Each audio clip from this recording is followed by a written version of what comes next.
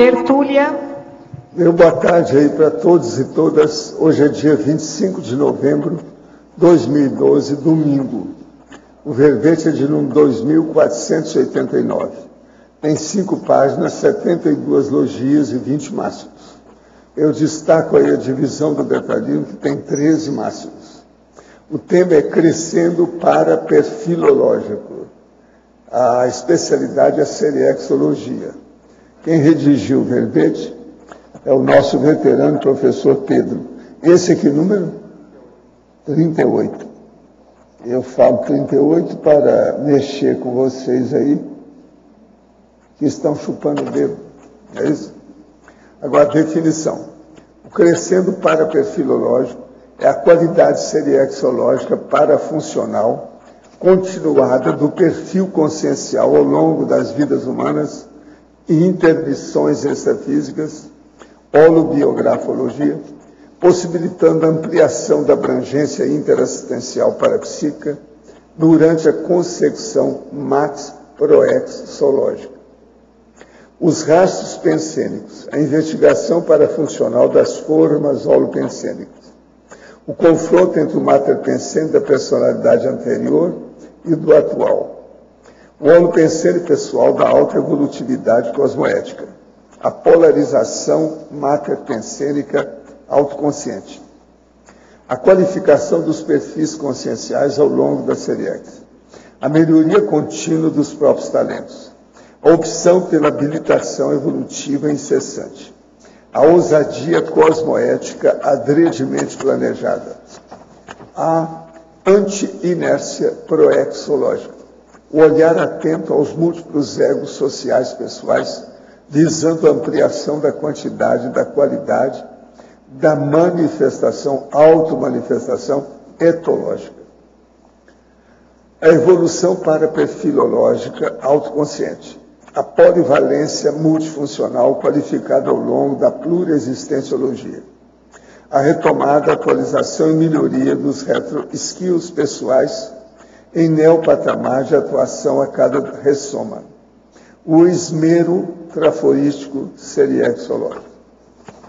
Agora, nós temos aqui, na argumentologia, o tópico sobre a taxologia, com 25 crescendos evolutivos hipotéticos, envolvendo distintas personalidades no âmbito da elencologia conscienciológica, capaz de expandir a visão de conjunto quanto ao tema sob análise. Agora, nós temos na remissologia dos 15 itens, 5 verbetes. Antepassado de si mesmo, autopagagem holobiográfica, autoidentificação seriexológica, crescendo das autossuperações e prospecção seriexológica. Frase enfática. O crescendo para perfilológico impele, mais cedo ou mais tarde, o intermissivista a assumir teaticamente a atacadismologia interassistencial. Eis aí o passaporte da recognoscibilidade. Você costuma assumir os próprios trafores, holobiograficamente construídos, de modo teático, no aqui e agora multidimensional? Já ponderou sobre a importância max-proexológica do próprio perfil consciencial? Quais os principais efeitos ego, grupo e policármicos daí resultantes? Agora, a mega-análise. Com João Paulo são 20 itens. Qualificação, ascensão, espiral, aperfeiçoamento, holomnemônio. Contínuo, paragenética, background, autoseriexalidade, retrocognoscibilidade, etologia, personologia, seriexologia, historiografologia, oleografologia, interassistenciologia, intraconscienciologia, conscienciometrologia, holo-para-percussienciologia e pluriexistenciologia. Agora, o verbete do dicionário hoje é só uma página da anticerebelologia. O argumento é fatuístico-lógico. Agora, Questionamento. Alver Betógrafo. Tecnologia, página 13, quarta linha. Poderia mais dar detalhes sobre a técnica da TENEPS enquanto pano de fundo multidimensional do crescendo para perfilológico? A ideia aqui foi chamar atenção para a TENEPS por vários aspectos. Um principal, talvez, é o fato dela constar na escala evolutiva das consciências. Então, a partir do princípio que a TENEPS veio para ficar do ponto de vista evolutivo. Então, nós talvez estamos na primeira vida mexendo com isso, muitos de nós, mas que daqui para frente, nesse crescendo do nosso perfil, da qualificação dos nossos trafores, vai ser muito difícil a gente não utilizar essa técnica. Mesmo o EPICOM usa, o Desperto, o Fexista já é assim, o ápice do processo da TENEPS, e é quando a gente tem um contato maior com os amparadores, com as consciex, com o processo interassistencial. Então, muitos skills, trafores ou lembranças que nós podemos ter, elas podem ser otimizadas, qualificadas durante o trabalho da TENEPS, justamente em função do fato da gente estar mais descoincidente, da gente estar trabalhando com parapsiquismo interassistencial. Então, eu acho que se a gente tem essa preocupação de melhorar, e o mote, o objetivo maior do verbete é esse, de estar sempre tentando qualificar cada vez mais, um bom aspecto é olhar a TENEPS como sendo um termômetro desse processo. Estrangeirismologia, página 12, primeira linha. O que é o temperamento max-proexológico? Perfervidium ingenuum. Essa é uma expressão latina que significa aquilo que seria a tradução, seria exageradamente intrínseco da pessoa, ou aquilo que é muito óbvio, que é muito característico, que é muito inerente a determinada personalidade. Então, é aquilo que a gente olha e fala, isso aqui é a cara de fulano. Então, o temperamento, se a gente consegue dissecar o temperamento e chegar nisso, nesses traços, nessas características que são bem intrínsecos, que são bem assim, o retrato da pessoa, a gente consegue com isso, primeiro, ter um diagnóstico e ver a qualificação disso. Segundo, pode expandir isso para pesquisas retrocognitivas, para procurar na história quem foram personalidades que tiveram esse perfil semelhante, assemelhado, para a gente poder justamente fazer essa comparação e qualificar a manifestação a partir daí. Fatologia, página 13, sétima linha. Poderia nos detalhar o ato de levar a sério as facilidades pessoais? Sim, inclusive há uma sincronicidade que hoje de manhã na minha intertúlia, um dos assuntos que foram discutidos foi exatamente isso, de nós todos olharmos com outros olhos para os nossos trafores, principalmente os trafores ociosos. O professor Valdo comentou que a nossa maior ignorância é a nossa ociosidade, e às vezes uma coisa óbvia, uma coisa que é assim, uma obviedade, um truísmo, às vezes por ser espontâneo, por ser óbvio, a gente não cuida, não olha justamente com esse esmero que necessitaria. Então a nossa responsabilidade perante esses trafores, aquilo que a gente já sabe fazer, ela é maior, a gente responde mais por isso do que outras pessoas que eventualmente não tenham essa facilidade. Então eu quis chamar atenção para isso justamente para a gente poder, a partir dessas facilidades, ver se a gente pode abarcar outras que eventualmente estejam adormecidas. Então é o fato de um trafor começar a reverberar em outros trafores. Por que isso? Porque ele te dá autoconfiança, autossegurança para você ousar mais, se manifestar em outras áreas que muitas vezes a gente não tenha tanta segurança, tanta experiência, e a partir dele a gente conseguir fazer essa ponte, fazer esse salto para poder expandir a nossa manifestação. Na fatologia, penúltima linha, como otimizar a realização da ascensão lúcida e constante, sem linhas quebradas, na escala evolutiva das consciências? Eu acho que é não se contentar com pouco. Da mesma forma, fazer aquilo que sabe fazer, mas tentar ousar cada vez mais, não se colocar tantos limites. Se você sabe fazer alguma coisa, tente chegar à primazia daquela condição. e não se comparar muito com a média das pessoas, porque a tendência é a gente se nivelar por baixo. Então deve haver algum traço, o megatrafor, que ele tem que predominar, ele tem que preponderar sobre os outros traços pessoais, isso independente das companhias evolutivas, porque no processo de Max Pro-Ex, às vezes aquela contribuição é que estão esperando da gente. Se a gente se nivela por baixo, se a gente se coloca junto da média, né, na mediocridade, a tendência é que aquela tarefa ela vai ficar, às vezes, pendente. Então, tem um verbete que eu escrevi que tem um pouco a ver com isso, que é o gap teático, que é muitas vezes esse tempo de demora que a gente ainda apresenta desde o momento em que a gente compreende uma ideia, uma teoria, uma verpom, até o momento em que a gente consegue colocá-la em prática. Então, se há essa compreensão, muitas vezes é porque já há aquela sinapse, já tem aquela experiência de outras vidas, já há vamos dizer, uma paragenética calibrada nesse sentido.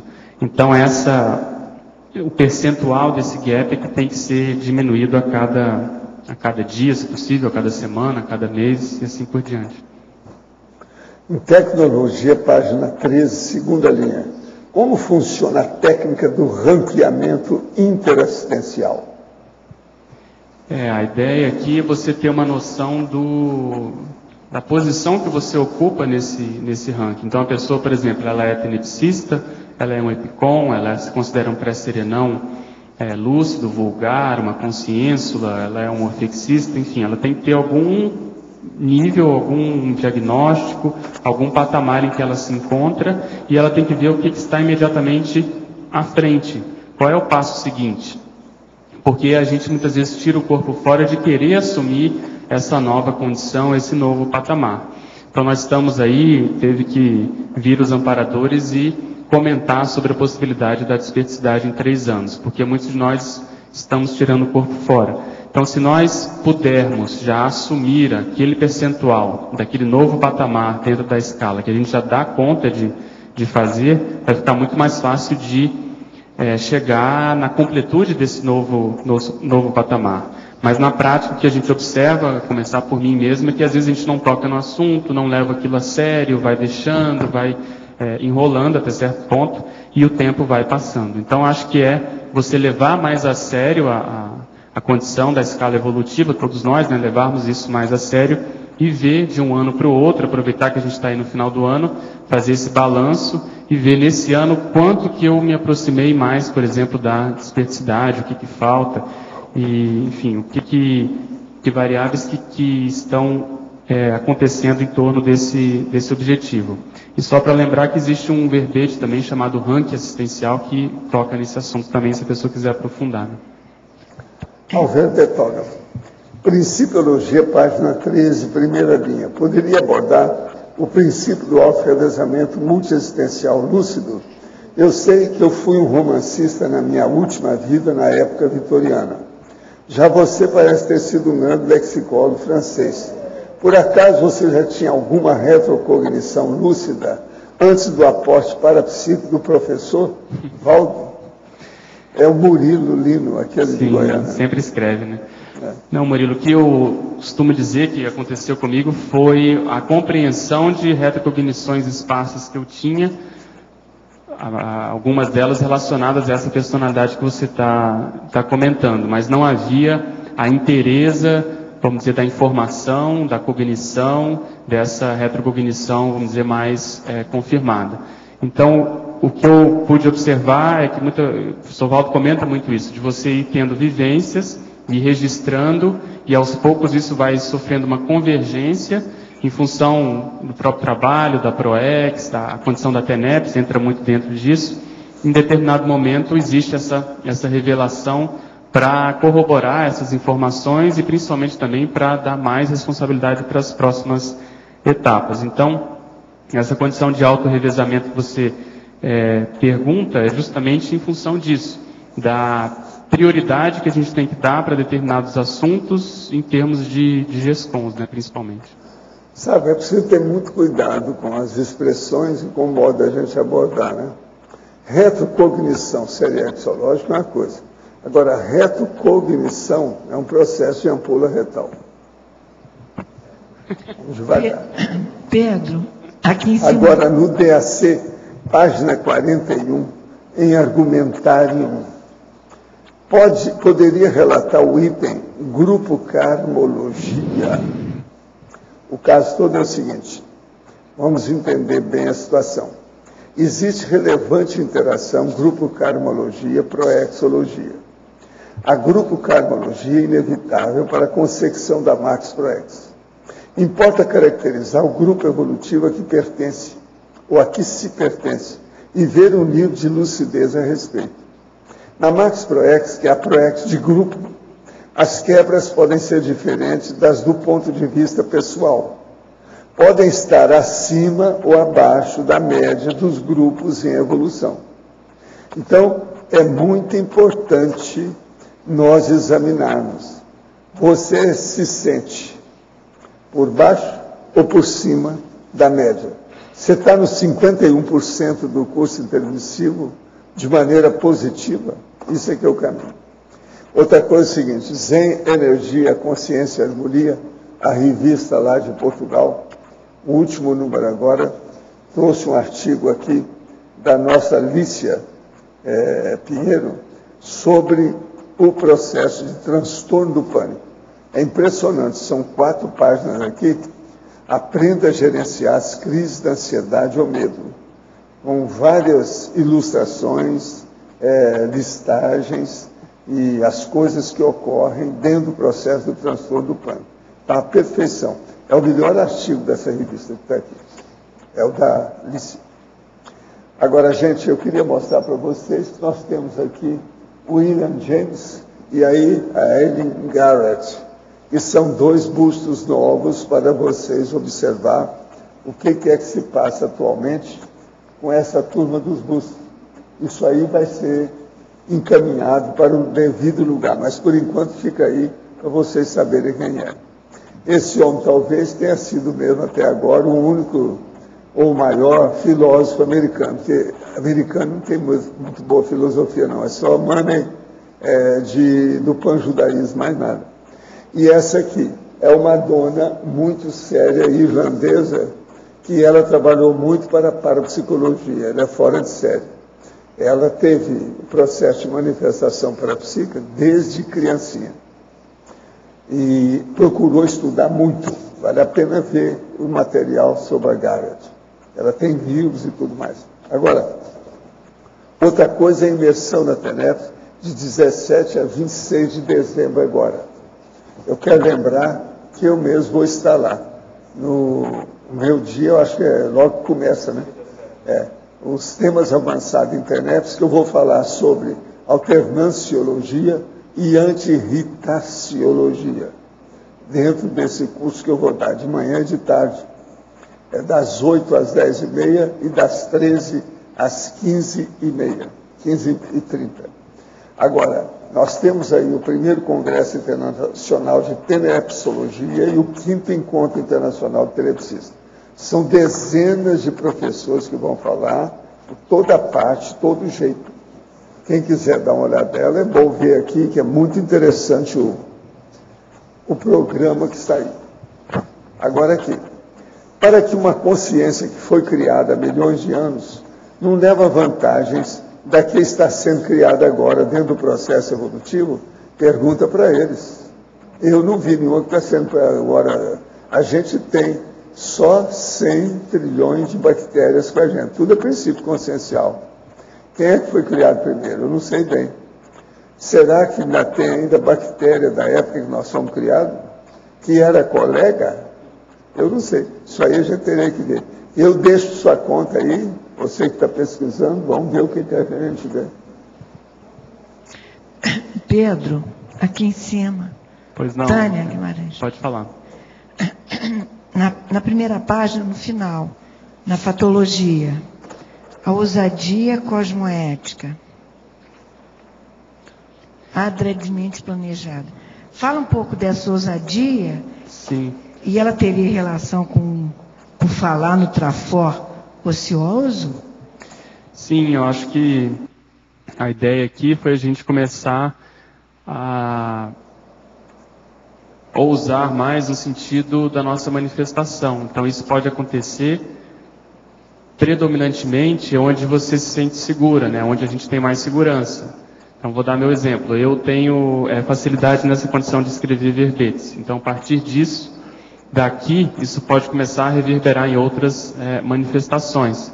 Então, eu posso, por exemplo, ver ou avaliar ou comparar se eu tenho essa mesma ousadia, por exemplo, ao lidar com o processo financeiro, ao lidar com o processo assistencial, o processo de convívio e assim sucessivamente, entende? É começar a expandir a nossa manifestação, não ficar só plotado naquilo que a gente já sabe fazer, de certa forma, né, com alguma facilidade inerente. Então, além de qualificar esse trafora, essa tendência, eu acho que a gente tem que começar a abrir um pouco essa manifestação. E para isso exige essa ousadia, porque vai surgir insegurança, porque a gente não tem tanta experiência nessas novas áreas. Então, a ideia foi justamente ponderar sobre isso. Tá. O que seria ousadia, por exemplo? Você já pensou em processo financeiro? Porque você falou escrita, de verbete. Ok. O que seria processo financeiro? Você pensou? Eu acho que, por exemplo, a pessoa que não tem muitas sinapses, ela se dedicar mais a estudar sobre isso, a conversar com pessoas, então ela se interessar mais, ela diversificar, por exemplo, os investimentos que ela tem, ela tentar ver se ela não pode, por exemplo, aí no meu caso, antecipar uma aposentadoria ou, de certa forma, assim, qualificar mais esse processo do pé de meia, ao invés de ficar esperando a tendência natural daquilo que eu já sei fazer, entende? Então, se eu investir mais, se eu tiver mais coragem nesse sentido de, por exemplo, eu vou lá e vou engolir aquela área, eu vou ler tudo que tem, eu vou conversar com as pessoas, eu vou tentar andar mais rápido nesse sentido. É diferente de ser impulsivo, precipitado e assim por diante. É você levar todo esse cabedal, que a gente já tem em outras áreas, que aí envolve todo o processo mental somático, de ponderação, para áreas que até então não estão, assim, deixando a desejar, estão na média, mas que poderiam estar melhores, entende? Então, esse é um exemplo, o processo financeiro, mas a gente pode expandir isso para qualquer área de manifestação. Tá ok, muito obrigada.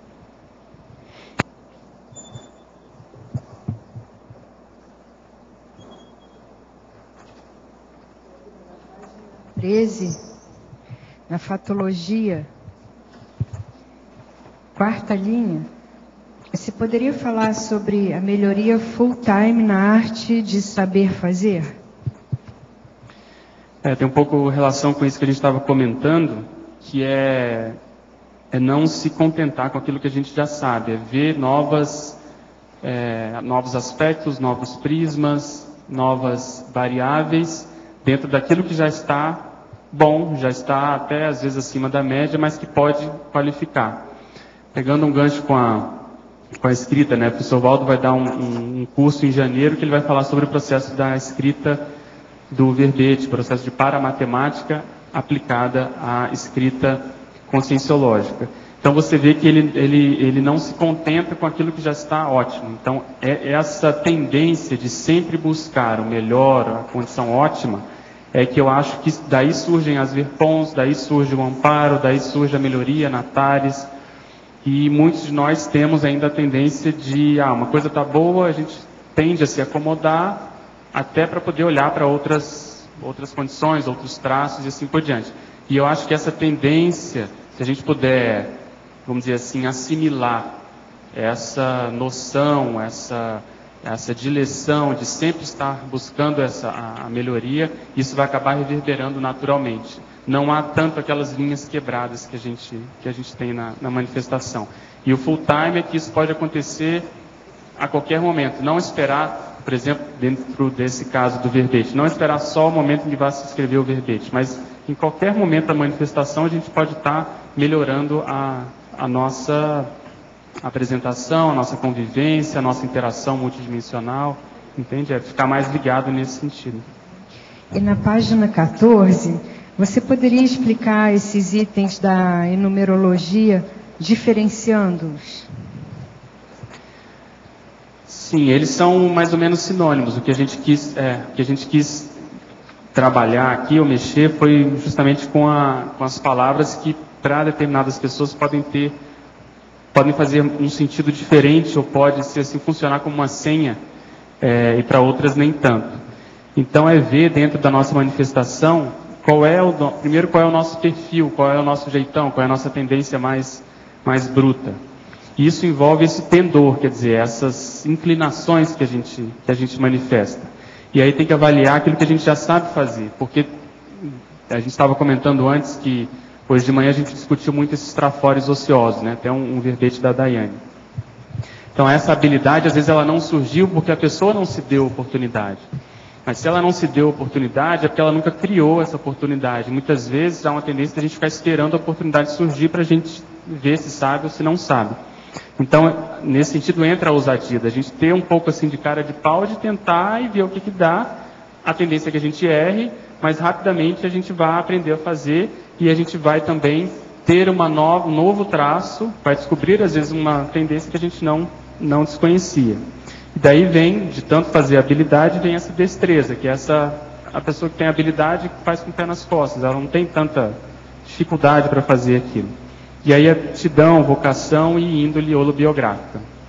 Porque eu estou muito envolvido nessas pesquisas serexológicas, retrocognitivas, há uma tendência da gente esperar muito a informação vir, né, do próprio passado. Mas eu acho que se a gente puder caminhar daqui para lá, através desses traços, a gente consegue obter informações.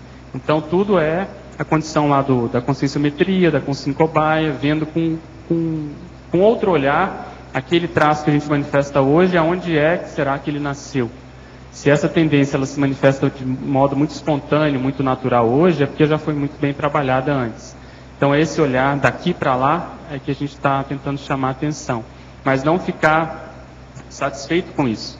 Porque se a gente está aqui, se tem o processo da conscienciologia, a condição toda do curso intermissivo, e principalmente agora a pré-intermissiologia, que é justamente a gente se gabaritar na condição de líder assistencial, envolve muito essa oportunidade de, vamos dizer assim, lapidar esses trafores. A gente às vezes manifestou esses trafores na intrafisicalidade, de certa forma até apareceu por isso, mas isso não representa tanto quando a gente abre a cortina do processo evolutivo, multidimensional, interassistencial. Então acho que a gente tem que correr atrás para qualificar aquele trafor com essas variáveis do paradigma consciencial, que aí a gente talvez não tenha tanta experiência assim, e essa vida vai ajudar. Né? E aí, de repente, essa qualificação através do paradigma consciencial que vai ajudar a gente a não cair na automimese do que a gente já fez e ficar lá em subnível, exatamente, né? E se contentar, às vezes, com isso. Porque se há essa tendência, e principalmente se houve a entrada no curso intermissivo por algum mérito, algum motivo, tem a sua razão de ser, é porque isso também vai ser cobrado posteriormente, num bom sentido. Vai ser exigido que houve uma qualificação. Eu faço até um paralelo com aquelas pessoas que vão fazer mestrado, doutorado fora e acabam ficando lá, não voltam para justamente ajudar a formar outras pessoas, a contribuir com a cognição nova que eles tiveram. Então essa cobrança ela vai ser exigida, né? Então acho que a gente tem esse tempo para tentar ter as experiências, enfim, errar, mas principalmente para qualificar aquilo que a gente já sabe fazer. Obrigada. Pedro, aqui. Você podia falar um pouquinho, por favor, na página 13, primeira linha, o olhar atento aos múltiplos egos sociais pessoais, visando a ampliação da quantidade, da qualidade da automanifestação etológica? Sim, isso aí é uma forma prática de exemplificar isso que a gente vinha comentando. Então a gente pode elencar quais são esses egos. Por exemplo, eu tenho o ego de médico, o ego de filho, o ego de verbetógrafo, vamos supor, enfim, o ego de epicom, de duplista, e aí em cada área dessa ver se já há uma predominância desses trafores, e aproveitando o gancho com a minha tertúlia de hoje, quais são aqueles traços que ainda estão ociosos e que já poderiam estar rendendo mais frutos. Porque eu acho até que é da natureza humana a gente se aninhar e se acomodar aquilo que está dando certo, né? Está dando certo, a gente vem fazendo, não exige tanto esforço, a gente vai levando. E daí vem a anti-inércia proexológica que a gente comentou antes. Então, está o tempo todo indo contra essa tendência, essa inércia, tendência natural mesmo de ir levando as coisas. Está sempre de olho para não cair no condicionamento intrafísico de acomodação, sabe, de preguiça. E aí, para isso, uma técnica boa é essa, de fazer esse levantamento da nossa manifestação. Existem áreas que a gente pode até se surpreender, e aí eu vou pegar um gancho aqui, a gente colocou na pensenologia, o último item, a polarização mater-pensênica. Então, é a gente, de fato, assumir uma linha e se tornar responsável por aquela linha de manifestação, seja através de uma ideia, através de uma IC, através daquilo que a gente publica, seja lá do que for, mas a pessoa de fato se colocar como líder naquela área, naquela manifestação. Com isso ela vai começar a polarizar, a chamar a atenção para si, as pessoas vão surgir, quem ela tem que atender, quem ela tem que ajudar, quem ela tem que esclarecer, fatalmente vai surgir. Então é justamente sair dessa inércia de tentar, né, se nivelar na média, porque a gente não aparece tanto e vai acomodado, a coisa tende a ficar assim. Então é começar a chamar atenção para uma determinada realidade e que normalmente, se a pessoa se sente motivada nessa área, é porque ela tem um background ali, ela tem uma experiência, ela tem uma história naquela linha de manifestação. Então é ali que a responsabilidade dela é maior. Então nesse sentido. Tem mais um aqui, a expansão constante das aptidões inatas. Seria mais ou menos nessa linha que você falou? Isso, seria mais ou menos isso. Seria dar importância para aqueles traços que às vezes são espontâneos, né? Então, por exemplo, eu lembro que eu tinha muita facilidade na escola com a questão das notas, mas também não me esforçava tanto para ir além, sabe? Para melhorar ainda mais. Aquilo atendia e eu ia fazer outras coisas, acabava me dispersando. Então é justamente a gente dar mais valor àquilo que já sabe fazer bem. E aqui na página 12, na coloquiologia, se você poderia falar um pouquinho mais, né, do último aqui, o dedo verde lapidado. Sim, também para exemplificar essa tendência que às vezes já é natural da pessoa que mexe bem com as plantas, tudo que ela planta dá, ela tem, vamos dizer assim, essa facilidade, ela tem uma interação natural, isso logicamente vem de trás, e às vezes ela não busca se qualificar, ela não busca se atualizar naquela área, por exemplo, com as novas tecnologias, e que se ela fizer isso, haverá um sinergismo maior e a tendência vai ser aquela melhoria ser potencializada. Então, aquilo que ela já faz bem, às vezes com uma quantidade X, ela pode geometricamente multiplicar isso e aperfeiçoar ainda mais. Sempre buscando crescendo, né? Isso. Ok, obrigada. Pedro, na página 14, paradoxologia, você poderia expandir o paradoxo da pessoa ser um livro aberto sem saber ler? Sim, essa ideia, já tem até em outros verbetes da enciclopédia, é um paradoxo porque o tempo todo nós estamos nos manifestando, estamos nos mostrando, e as pessoas conseguem tecer diagnósticos, considerações, elas podem bater uma fotografia, uma radiografia da nossa manifestação. Só que para a própria pessoa, para ela conseguir fazer essa leitura, às vezes é mais difícil, porque ela é o próprio objeto. E principalmente se a gente considerar a hipomnésia, ou a falta de parapsiquismo, a falta de retrocognição que a gente tem. Então isso, quando entra nessa equação, esse paradoxo se mostra ainda mais presente. Então, a própria pessoa é aquilo que ela foi, ela é o resultado das vidas que ela tem, ela é a síntese disso hoje. Mas ela muitas vezes não sabe disso. Aí vem uma outra pessoa com parapsiquismo um pouco melhor e consegue, às vezes, desvendar isso, entende? Então é um paradoxo nesse sentido.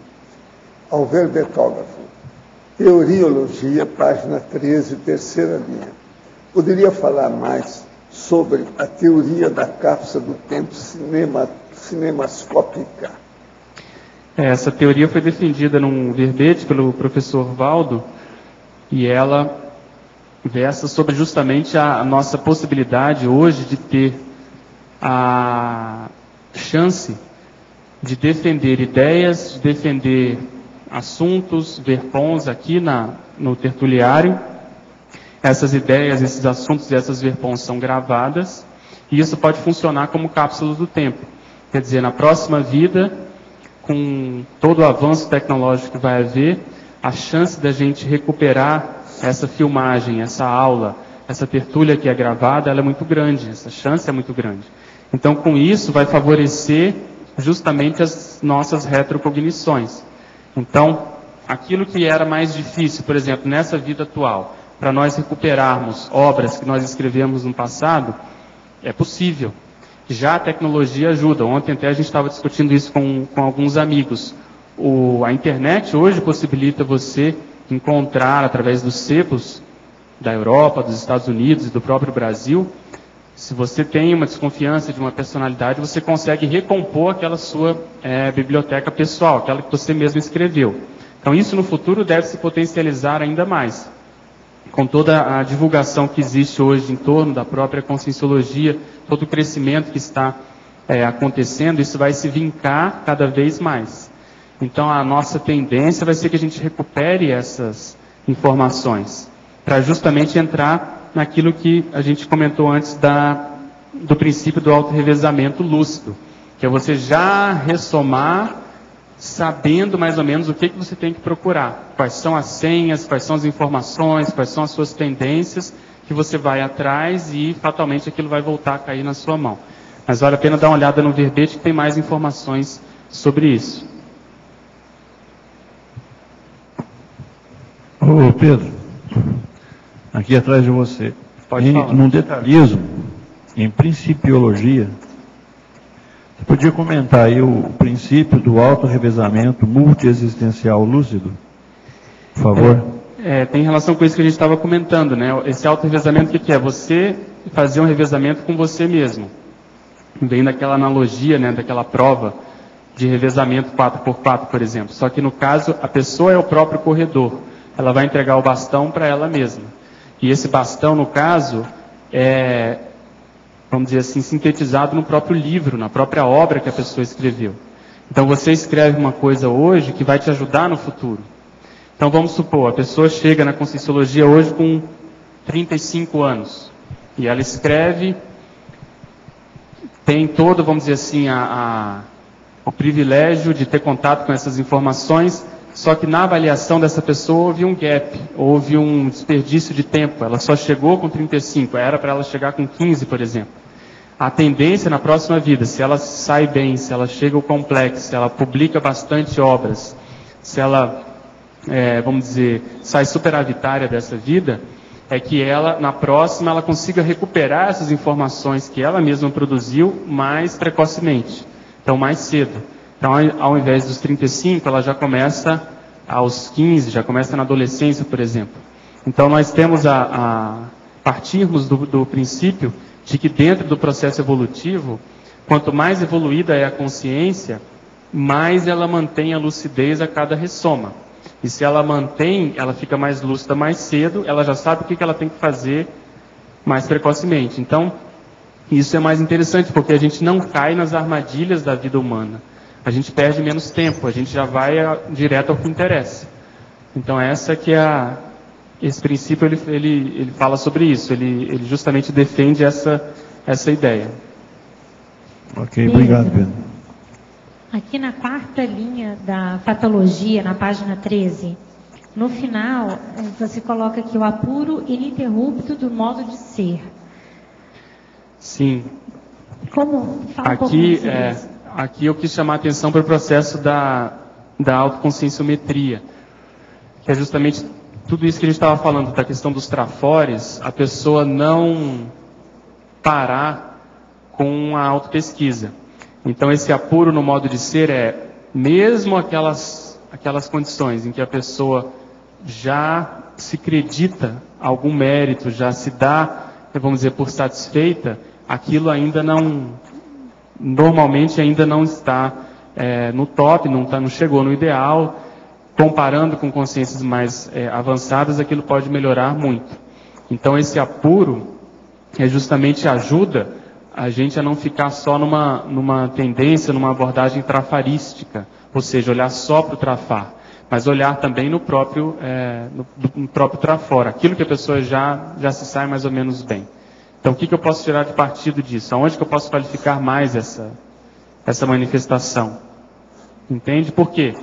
Porque nós somos, o verbete fala sobre isso, né? A gente vem acumulando tendências e hoje a gente expressa essas tendências. Mas mesmo isso precisa ser burilado, mesmo isso precisa ser qualificado. Essa que é a ideia. Ok. Pedro, na página 13, primeira e segunda linha,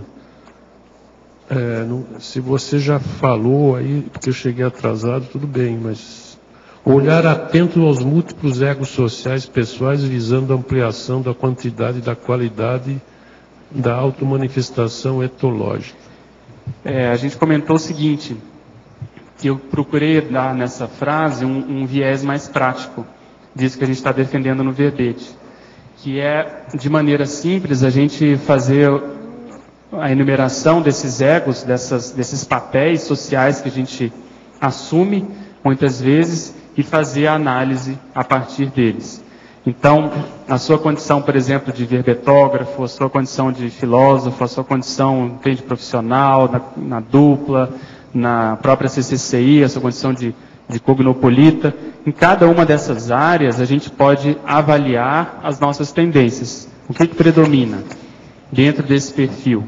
O meu trafor que eu tenho, que eu exerço, que eu, vamos dizer assim, manifesto, quando defendo um verbete, é o mesmo que eu manifesto na minha interação social, na minha interação com a dupla? Há uma convergência, eu consigo fazer essa convergência? Por que sim, por que não? Porque a nossa intenção aqui foi fazer uma análise, ou pelo menos chamar a atenção para ver se nós estamos lúcidos para essa manifestação urbi et orbi, quer dizer, o tempo todo. Porque às vezes a gente vai levando e não se dá conta se naquele momento a gente está exercendo aquele trafor de caso pensado. Porque às vezes a gente se molda no contexto social, assume aquele papel até, entre aspas, no mau sentido. Quer dizer, fica conivente com aquela situação e não assume. Só assume uma condição, às vezes, de tarefeiro do esclarecimento, por exemplo, quando está dando uma aula, quando está defendendo um verbete, quando tem ali aquela razão de ser. Mas se a gente puder transladar essa manifestação para todas as áreas, obviamente adequando a situação, adequando a linguagem, tendo desconfiômetro, tendo tudo isso, mas estando lúcido para essa possibilidade. Então esse olhar atento é ver se a gente já não pode melhorar a nossa manifestação em outras áreas do dia a dia, sabe, no cotidiano.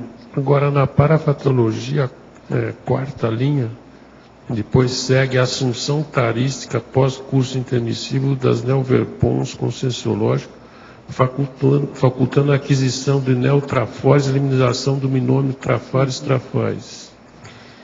É isso. Eu acho que a gente vem na conscienciologia, a gente vai estudando, vai fazendo autopesquisa para a gente descobrir as nossas tendências, os nossos trafores, trafares e trafais. Mas diante do paradigma consciencial, isso se expande, porque a gente vê que existem potencialidades que às vezes estão distantes ou que não fazem parte da nossa manifestação. Mas que há uma possibilidade da gente chegar lá se a gente, vamos dizer assim, investir, cultivar determinados traços, aqueles mais próximos ou aqueles daquela linha de manifestação.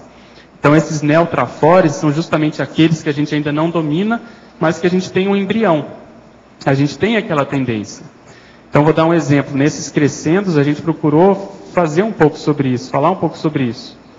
Então, eu falo, por exemplo, da condição do conscienciatra, né, que é um verbete que, inspirado aí na convivência com o professor Valdo, a gente escreveu. A pessoa vem sendo médico há muitas vidas. Está ótimo, ela é assistencial, ela ajuda as outras pessoas. Mas como que ela pode qualificar mais essa assistência? Se a gente colocar o parapsiquismo dentro dessa equação, dessa manifestação, no caso dessa personalidade. Então, se ela se tornar um epicom, por exemplo, a condição intelectual, ao invés de ficar adstrita à manifestação intelectual da medicina, ela começar a publicar e a se interessar e a estudar outras linhas do conhecimento, a condição da parapolimatia, que a gente fala lá no verbete. Então, ela começa a congregar vários traços numa manifestação, numa plataforma que ela tinha, que nesse caso era a própria medicina. Então, a partir dali, ela vai diversificar as manifestações. E para isso ela tem que justamente correr atrás, tem que suar sangue, ela tem que se esforçar nesse sentido, do que simplesmente ficar satisfeita com o fato dela já ter feito isso antes. Entende? Então é nesse sentido que a gente está defendendo aqui essa ideia. Tá, obrigado, hein? Pedro, na página 12, por favor, na pensenologia, na quinta linha, daria para você ampliar os rastros pensênicos? Sim, esses rastros pensênicos são o resultado da nossa manifestação ao longo das múltiplas vidas. Então, isso é que vai culminar, por exemplo, na condição de forma holopensênica. Então, se nós vivemos e produzimos obras, defendemos determinadas ideias, convivemos com determinadas pessoas em outros corpos, em outros países, em outros locais e dimensões até, isso tem o seu registro, isso fica registrado. As energias, de algum modo, elas mantêm essa informação. Então, quando nós acessamos essas informações, nós podemos tirar partido cosmoético disso. Seja para limpar esse rastro, porque às vezes ele não foi o melhor, não foi cosmoético, ele foi francamente anticosmoético, seja para partir dali para melhor, quer dizer, aproveitar aquele ensejo multidimensional, aquela tendência, e aí a pessoa expandir a sua assistencialidade. Então, por isso que depois eu comento da investigação parafuncional das formas holopensênicas. Então, tudo isso tem que ser aplicado na prioridade do dia a dia. O que eu posso tirar de partido dessas informações, desses rastros do passado, no aqui e agora multidimensional? Obrigada. Pedro, ali na página 13, tecnologia, você poderia falar dessa penúltima técnica, a técnica da TENEPS enquanto pano de fundo multidimensional do crescendo paraperfilológico? Sim, a minha intenção aqui foi, dentro dessa proposta de qualificação constante, né, do nosso perfil, elencar algumas técnicas, algumas tendências, algumas verpons que são chave para isso. E dentre elas eu considero a TENEPS por quê? Primeiro porque ela está na escala evolutiva das consciências, então ela tem o seu papel já em função disso. Segundo que como ela é uma técnica que propõe o aprimoramento da assistencialidade parapsíquica, ela não se limita ao processo do tenepsista. Então, quando a pessoa vira epicom, quando a pessoa se torna um desperto, mesmo o evoluciólogo, de algum modo, ele tem essa raiz tenepsológica. Então, eu acho que esse crescendo, ele tem a TENEPS como um pano de fundo, aí mais aplicado ao nosso caso prático do dia a dia, porque é quando a gente tem uma interação maior com a multidimensionalidade, é quando o amparador de função que sabe mais desses rastros pensênicos que a gente estava falando, da nossa holobiografia, ele tem um pouco mais de informações, ele pode dar dicas, insights, ele pode nos ajudar nessa qualificação, principalmente ajudando e apontando aquelas tendências de manifestação que ainda estão obscuras. Então, aquele ponto cego, às vezes, que a gente está ignorante, a gente não sabe. E, às vezes, através de uma ideia ou através de uma lembrança de um contato que a gente teve no dia a dia, aquilo supita, aquilo vem à tona e a gente começa a olhar com outros olhos para aquela nossa tendência, seja ela mais trafarística para a gente melhorar e seja também mais traforística. Então eu acho que a TENEPS, ela é realmente a chave desse processo de autoqualificação, principalmente também porque ela é diária. Então ela tem muita relação com o processo de reflexão, porque, querendo ou não, a gente faz uma autoanálise, né, uma autoverificação, uma autopesquisa, um rastreio, vamos chamar assim, da nossa pensenidade, até para chegar num denominador comum. Então, isso tudo induz a esse crescendo do próprio perfil, essa qualificação do próprio perfil. Então, essa foi a nossa intenção. Pedro, tudo bem? Na página 15, na taxologia, você pode expandir os itens 7 e 8? 7. O crescendo serexológico escriba neoverbetógrafo. Eu mandei já esse verbete, né? Eu tinha falado que ia escrever, e as coisas conjuminaram para eu conseguir finalizá-lo. E a ideia é justamente essa, a gente parte do princípio que muitos de nós aqui tivemos essa atividade no passado, temos essa tendência, essa facilidade, mas a produtividade às vezes ainda não está no nível favorável, satisfatório, que poderia estar. Haja vista, por exemplo, os poucos autores que nós ainda temos, né? Falando até do meu próprio caso. Então, o que eu quis chamar a atenção para isso? É para justamente não ocultar essa realidade. É um fato, ou melhor, é um parafato, um retrofato, né, que aconteceu, e a gente não tem que tirar mais partido disso. E aí levar mais a sério essa condição. Então, nesse verbete, a gente defende a ideia que a nossa responsabilidade ela é maior, principalmente em função das chances e oportunidades que nós estamos tendo hoje com o tertuliário, a própria presença do professor Valdo, dos amparadores e assim sucessivamente.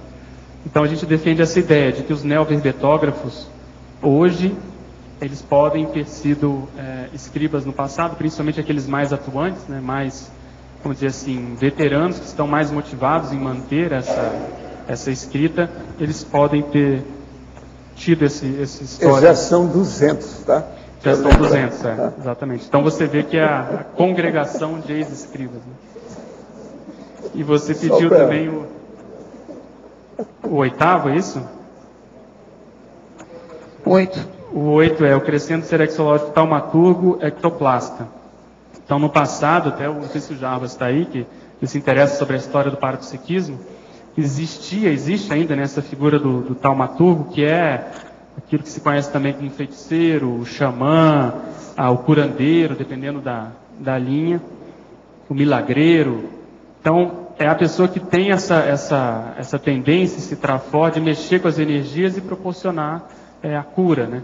E se ela vem trabalhando e lidando com isso ao longo das vidas, quer dizer, se ela vem desenvolvendo esse traço ao longo das vidas, hoje pode ser uma pessoa que tem facilidade nessa doação, justamente uma pessoa ectoplasta. Então, através desse traço que se apresenta hoje, no caso ectoplasmia ou ectoplastia espontânea, a gente pode olhar e supor o passado dessa personalidade.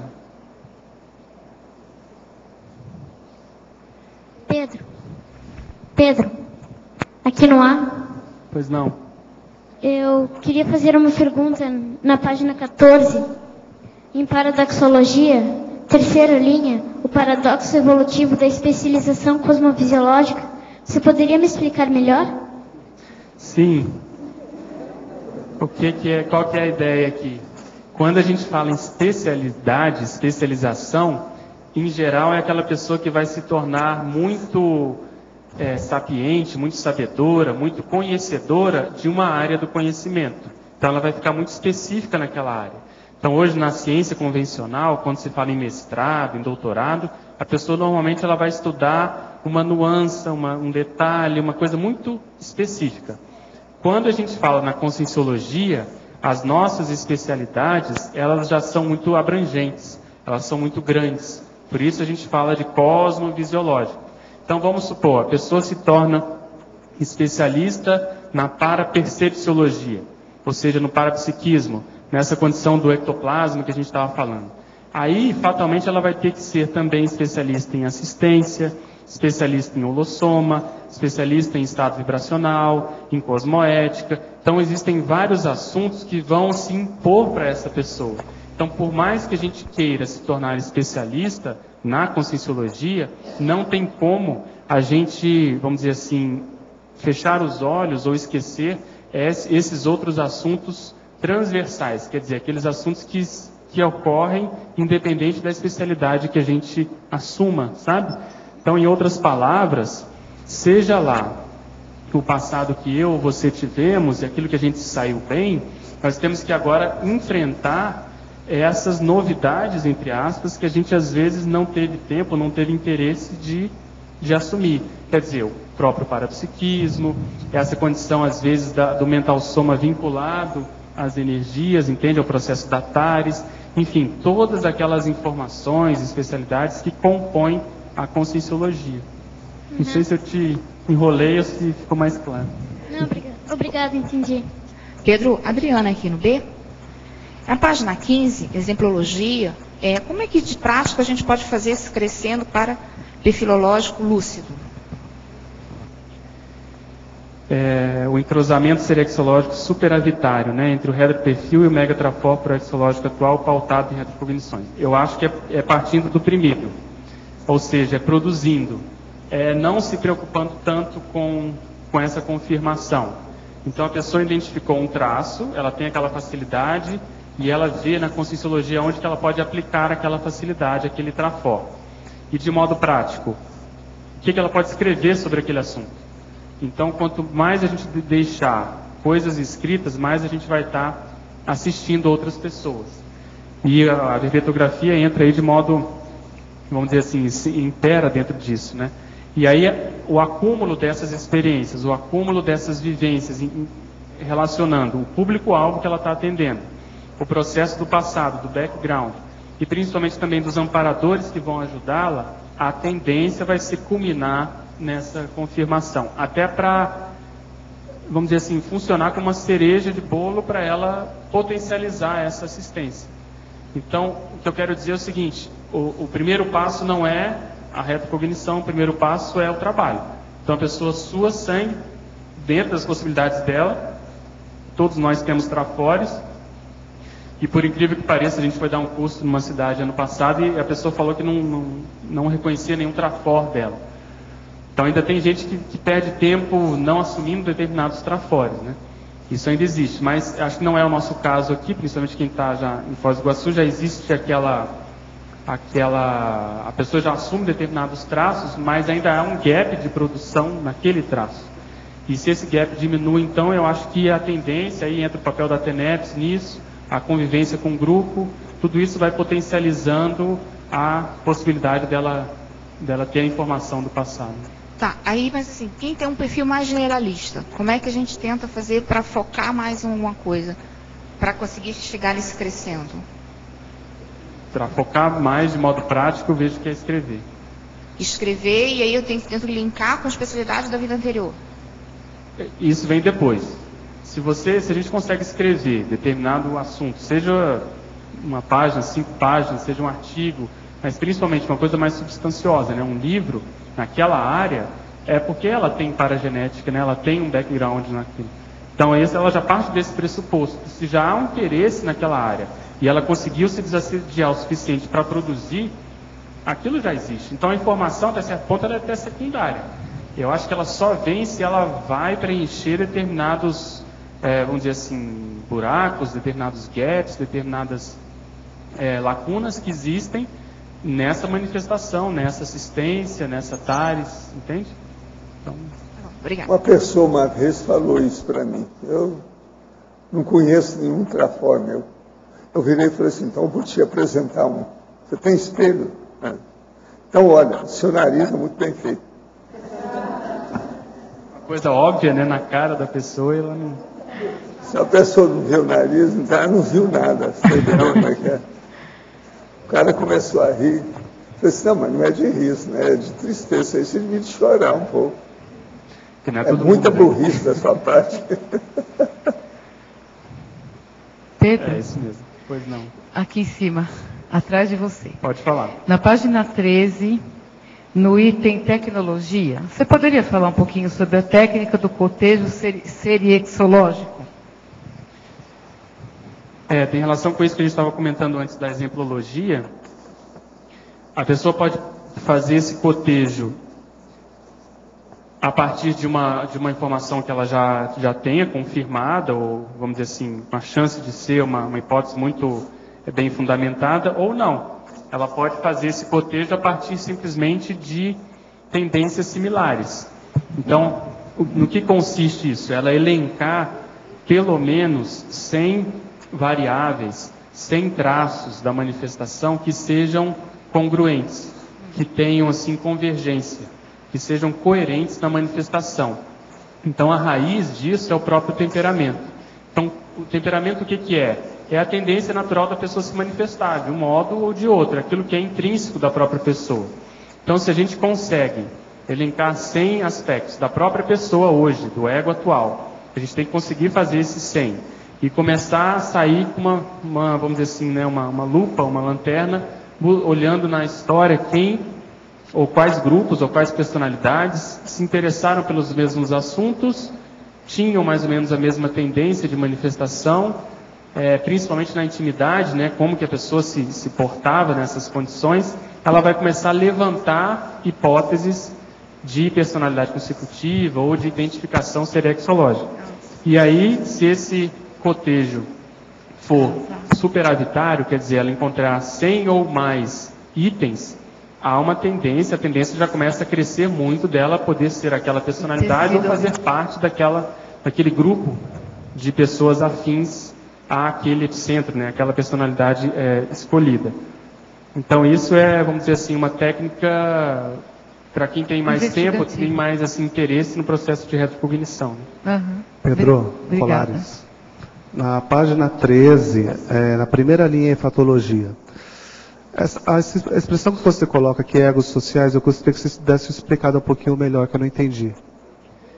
Egos sociais. Os egos sociais é a mesma coisa que os papéis que você assume, né, que nós assumimos perante a sociedade. Então, o papel que eu tenho como voluntário da Conscienciologia, vamos supor, é um. Dentro desse voluntariado, eu tenho um papel na condição de verbetógrafo, na condição de epicom, né, de professor, a condição, por exemplo, de médico aqui dentro da Conscienciologia, o papel que eu faço no AVA, e aí saindo daqui na profissão, perante meu grupo Karma, eu sou filho, eu sou irmão, entende? Eu sou cunhado. Bacana. Então, todos esses papéis, eles demandam diferentes condições da personalidade. Bacana. E quando a gente faz esse levantamento, é justamente para a gente aumentar a nossa visão de conjunto da nossa manifestação. Bacana. Você está colocando aqui um tema realmente muito difícil, né? A serexologia para a gente estudar. Uma questão que eu te coloco, o verbete você traz ele para a questão intraconsciencial, bastante pertinente. Mas a questão da série X, dentro ali da família, a inversão de papéis pai, filho, tu estudou alguma coisa a mais, ou poderia comentar um pouquinho mais dessa característica de série X? Justamente um desses egos, né, sociais. Você olhar e colocar o foco da série X e pensar, por que eu vim como filho desse casal, né, dessas duas consciências, o meu pai e a minha mãe. E a partir daí você tem uma série de questionamentos. Então, vamos supor, para quem que eu devo mais? Com quem que eu tenho mais afinidade? Quem que eu, de algum modo, tenho, vamos dizer assim, uma interprisão maior? Dentro da família, se eu tiver irmãos, eu sou o filho mais velho, mais novo, do meio. Então, todo esse raciocínio serexológico a gente pode ter e começar a juntar esse quebra-cabeça para entender essa inserção grupocármica, né? Então, qual foi o resultado disso? Depois, principalmente, que a pessoa já saiu de casa. Foi mais superavitário? Você foi mais ajudado? Foi mais difícil? Mais problemático? Houve uma recomposição satisfatória? Houve, assim, um corte? Quer dizer, uma fratura? Um processo mais cirúrgico? De ter que se separar porque o convívio não estava tão positivo, tão satisfatório, entende? Então, esse crescendo, ele passa por isso. E até certo ponto, ele é da própria evolução. A gente sai, o verbete do professor Waldo fala sobre isso. A gente sai da família grupocármica para a família consciencial. Mas se a gente ainda deve muito para aquelas personalidades do contexto grupocármico mais próximo, né, nuclear, a tendência da pessoa ter dificuldade de se fixar na família consciencial.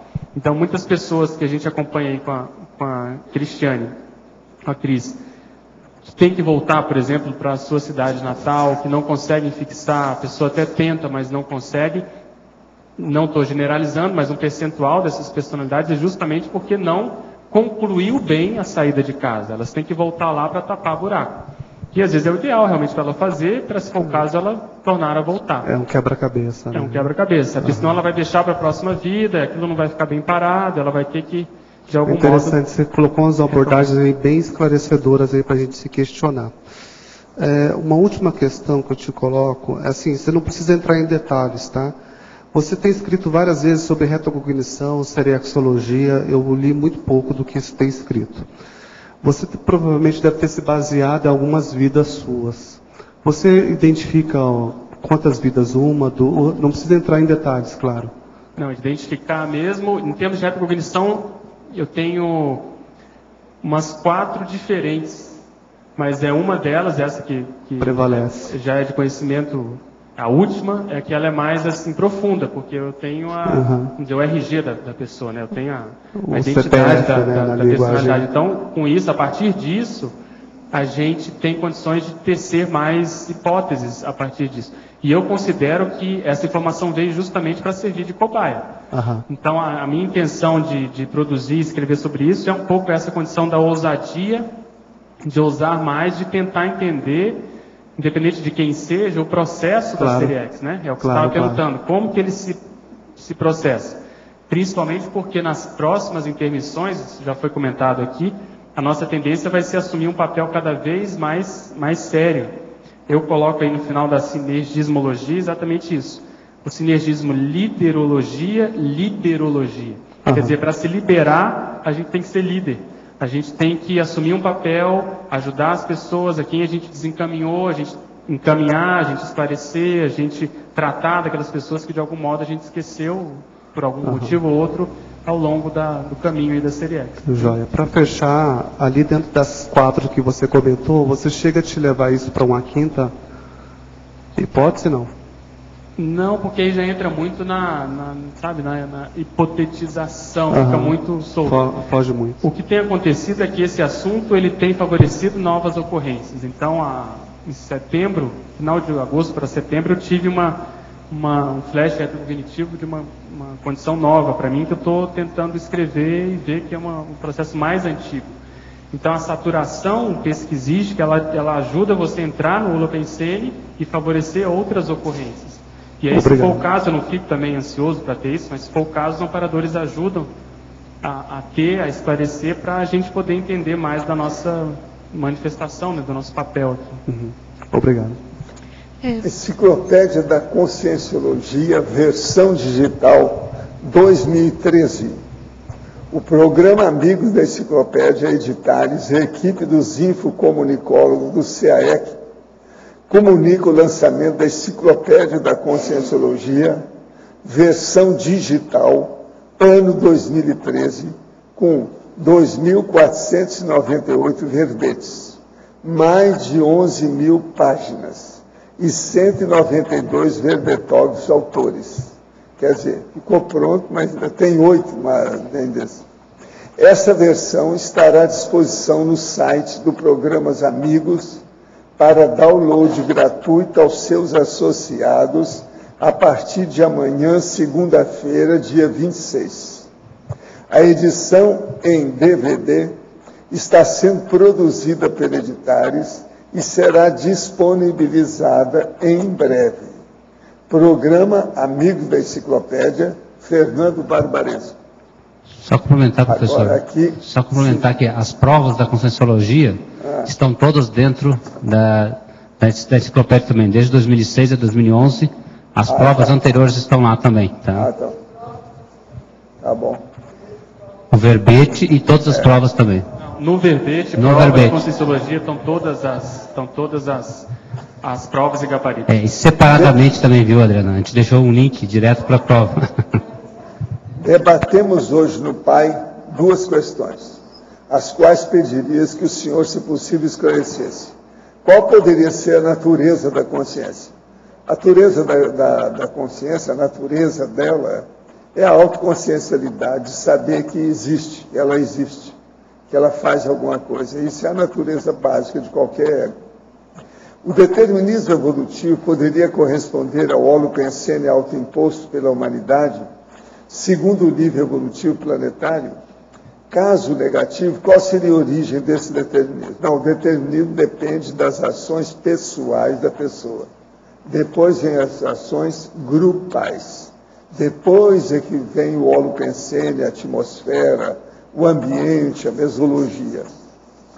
Ao professor, sobre o verbete do DAC, poderia esclarecer o tipo do verbete antiscerebelologia? Antiscerebelologia é o estudo do processo da pessoa viver sem dar tanta importância para o cerebelo e procurar dar importância para o cérebro.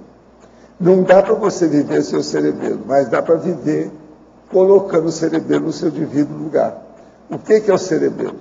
É o processo da psicomotricidade, é o problema da ação psicomotriz, motora do corpo, é a parte muscular da pessoa, enfim, é o problema que não tem tanto neurônio, mas é um processo mais de ação dentro da coisa. E o que interessa mais antes de fazer uma ação é você refletir sobre o que vai fazer. Isso é o cérebro que ajuda, o cerebelo não ajuda tanto. Agora, existe muito mais coisas sobre o cerebelo. Seria bom a pessoa que está perguntando dar uma olhadela no que é que se passa em livro especializado de anatomia e fisiologia. O título me induz o pensar do anti-ansiosismo na eliminação da impulsividade, até um certo ponto, sim. Entretanto, o conteúdo do verbete discorre sobre a escolha inteligente do parceiro ou parceira da dupla evolutiva, considerando os aspectos grupo kármicos e max proexológico. Poderia comentar sobre a relação do título com o conteúdo desse verbete? Sim. Por quê?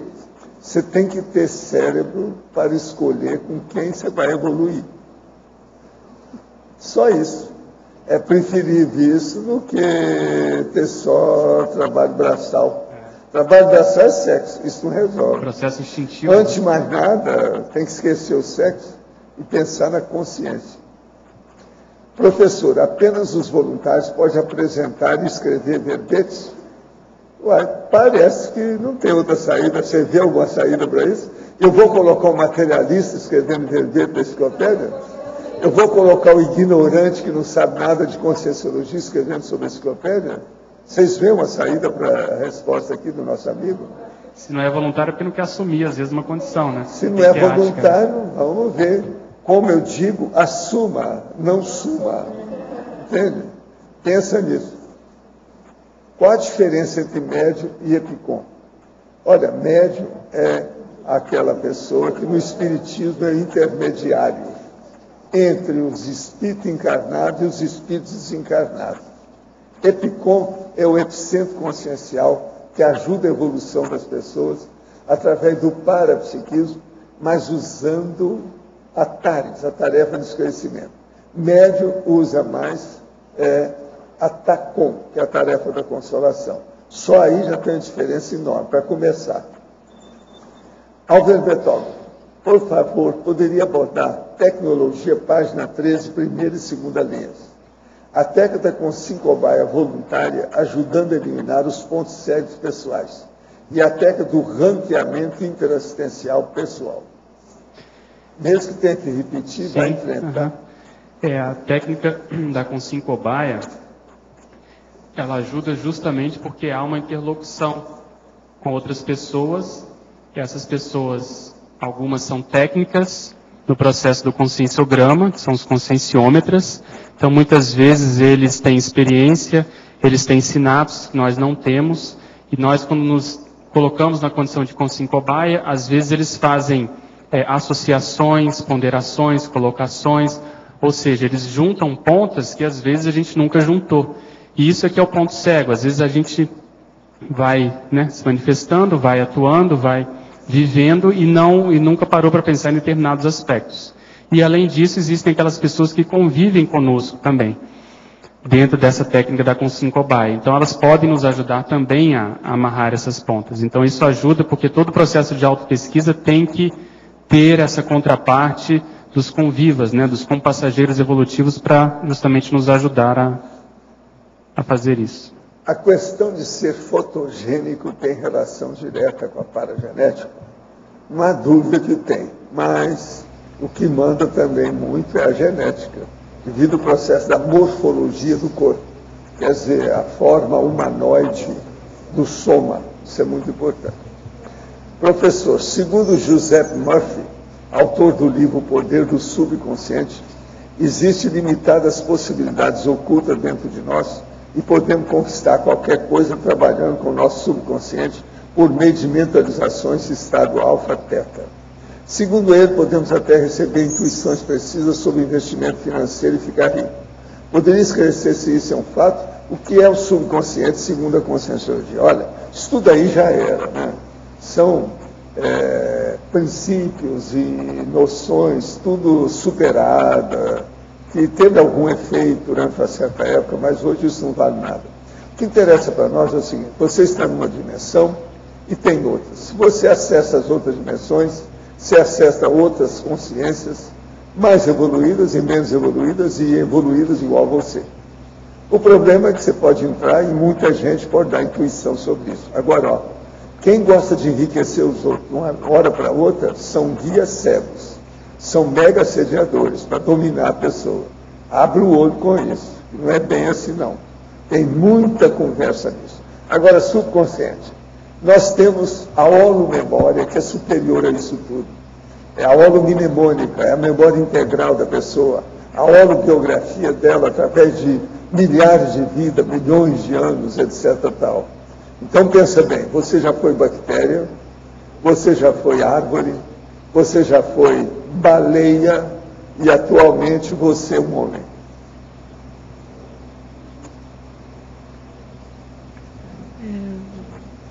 Pedro, eu queria fazer uma pergunta aqui no B. Na sua opinião, você acha que estudando as tendências dessa personalidade pretérita, você tem condições de estabelecer ou começar a identificar aquele grupo que é necessário fazer aquela assistência mais profunda, enfim, identificar através das suas próprias vivências passadas o grupo realmente que você vai precisar trabalhar mais seriamente? Eu acho que sim. Todo o processo evolutivo, a condição do grupo é inerente. Em função disso que eu coloquei aqui na binomiologia, a autoconscienciometria e a sociometria, né? Então, o grupo, ele diz muito da própria personalidade. Então, quando a gente estuda essa personalidade pretérita, seja ela qual for, e identifica quais eram os grupos principais com os quais ele ou ela estabelecia contatos, e principalmente o nível de influência que havia de um para com o outro, a gente começa a ver tecer, por exemplo, uma hierarquia dentro disso, quais os grupos mais sérios dentro daquela convivência que a pessoa dava mais importância ou era mais influenciado por ela. A gente começa a tecer hipóteses sobre amizades raríssimas, a gente começa a olhar mais para o passado ainda e ver quais são aquelas consciências mais afins, quer dizer, aquelas que vêm convivendo mais próxima daquela personalidade, e principalmente também os valores desse grupo, quais eram as prioridades em comum dessas personalidades. Então, eu acho que isso é um trabalho muito, muito interessante, até também para comparar. O Sovaldo comenta isso no verbete, né? Se a pessoa está à frente daquele grupo, e em que ela está à frente, se ela está mais ou menos na média, ou se ela está abaixo daquela manifestação, né? Então, eu considero fundamental. Isso tem relação também com aquela proposta que o professor Valdo trouxe há uma semana, mais ou menos, da gente tecer e listar aquelas 10 personalidades mais, vamos dizer, influentes na nossa manifestação. Então, se a gente não tem e não faz isso hoje, fica difícil, primeiro, a gente valorizar isso, quer dizer, valorizar o papel das companhias evolutivas na nossa evolução, e que dirá para o passado, né? Então, a gente vai ficar mais difícil fazer isso em termos do passado. E aí, se a gente tem essa possibilidade de fazer essa comparação que a gente colocou aí do cotejo serexológico entre o grupo do passado e o grupo atual, a gente pode, a partir daí também, começar a tentar estabelecer hipóteses sobre heteropersonalidades consecutivas, né? Partindo do princípio de que as personalidades evoluem em conjunto, eventualmente uma ou outra pode ter tido a oportunidade da gente voltar a conviver nessa existência. Então, acho que tem muita relação, sim. Pedro, dentro do seu estudo, do seu caso pessoal, do crescendo para perfilológico, eu te pergunto, o que ainda te traz, assim, o que te traz mais perplexidade e como você conduz isso? Essa palavra perplexidade, o que é, vamos dizer, fascinante, talvez seria uma palavra mais adequada, é você vê que as coisas são... Aquilo que a gente estuda aqui é muito mais sério e mais real e mais concreto do que às vezes a gente está considerando. Quando esse fato se impõe, esse fato da personalidade consecutiva, você começa a pensar na seriedade dessas ideias e dessas informações. Porque você não tem como fugir dessa realidade. Então aquilo aconteceu, você admite, você assume, você se reconhece naquilo, você compara com a manifestação atual, tem mais ou menos um vislumbre de como isso vai ficar, baseado naquilo que aconteceu no passado. Elenca, por exemplo, como na pergunta anterior, quem é quem, tenta fazer esse quem é quem em termos de importância na manifestação, mas principalmente é você olhar com outros olhos para o momento evolutivo atual. Aquilo que virou história, você começa hoje a ter mais noção de que o dia a dia ele está se tornando histórico até certo ponto. Então, isso ganha uma relevância muito grande, sabe? E aí vem toda a importância da gente ter a condição do megafoco, da prioridade, de saber realmente o que é mais sério para a gente poder se envolver, poder fazer, poder ajudar, sem também ficar egoicamente voltado para isso. Então você tem que saber lidar, tem que saber elencar as prioridades, mas também continuar fazendo o que você já vinha fazendo, até porque foi isso que possibilitou essa informação. Então não sei se eu te respondi, mas o que me chama mais atenção é justamente procurar entender essas leis gerais da série X, né? O que está de modo prático por trás desse processo evolutivo, em termos grupocármicos principalmente, né? Pedro, continuando essa mesma pergunta, não sei se você identificou algum atributo, algum trafor da personalidade anterior, que nessa vida você ainda não considera que tenha desenvolvido bem. Assim, quais são as atividades práticas assim, que você faz para poder resgatar? O principal que eu vejo é a condição da intelectualidade, que é o que estou me debatendo, né, me batendo mais para tentar recuperar, porque até onde eu vi, um dos trafores mais presentes na personalidade é justamente essa condição. Então eu estou tentando correr atrás para diminuir esse gap. Obviamente que a comparação é difícil em função da própria qualidade das informações que a gente tem hoje, né? Então uma coisa é falar sobre a matéria, outra coisa é falar sobre o processo evolutivo. Mas independente disso, eu acho que a produção, a produtividade, ela pode melhorar. Por isso que eu fiz esses 2 parágrafos aí da página 16, né? Então é não se contentar com a informação, não se contentar com o subnível, justamente para a gente assumir essa condição. Porque teoricamente, tem que chegar onde a personalidade chegou e puxar para frente, né? E melhorar aquela condição. Então, o que eu vejo muito é em função disso, em função do processo mesmo cognitivo, tentar diminuir esse gap. E eu sempre comento com quem eu posso, com quem troca ideia, com quem, vamos dizer, a gente tem mais afinidade, que esse caso ele deve ser o exemplo de muitos outros, né, de muitos de nós aqui da Conscienciologia. Então, como há um subnível ainda grande, eu vejo que a gente pode ainda queimar muita gordura nesse sentido, em termos de prioridade, em termos de antidispersão, em termos justamente de poder render mais evolutivamente. É o que eu falei aqui do ritmo, né? Às vezes o nosso ritmo proexológico ainda não está o ideal, né? Não está assim num voo de cruzeiro, né? Numa condição otimizada total. Pode melhorar ainda mais. Aí entra a auto-organização, disciplina e assim por diante. Pedro, qual o peso da recuperação de cons na qualificação da série Exologia?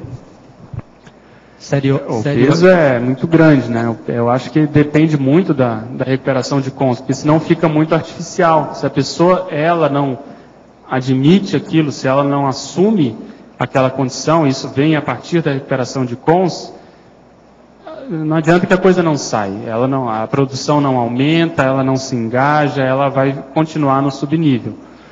Então, você justamente assumir uma condição, mesmo que você não tenha a totalidade daqueles cons naquela área, mas você já, a partir do que já existe, você tentar, vamos dizer assim, usar o máximo daqueles cons já recuperados, isso é que vai fazer com que haja recuperação de novos cons, entende? Você poderia expor alguma vivência pessoal dessa recuperação de cons? Não, eu acho que o meu processo na adolescência, até na infância, foi muito facilitado, eu vejo, pelas projeções que eu tinha. Então, isso me ajudou a, quando eu cheguei no Instituto, vamos dizer assim, reconhecer que ali era o meu lugar, que ali era o meu, sabe, o meu métier, o meu grupo. Eu me identifiquei muito em função dessa ajuda que eu acho que eu tive. Mas eu ainda acho que eu poderia ter, né, obviamente, rendido mais, priorizado mais, escrito mais e assim sucessivamente. Ou seja, usado mais aqueles cons do que ter me satisfeito com aquilo que eu fiz, entende? Então, acho que é isso. E hoje a gente tem muito mais opções, oportunidades e cons, né? Mega cons, e talvez a gente não esteja sabendo ainda exercer ou tirar partido na totalidade desses cons.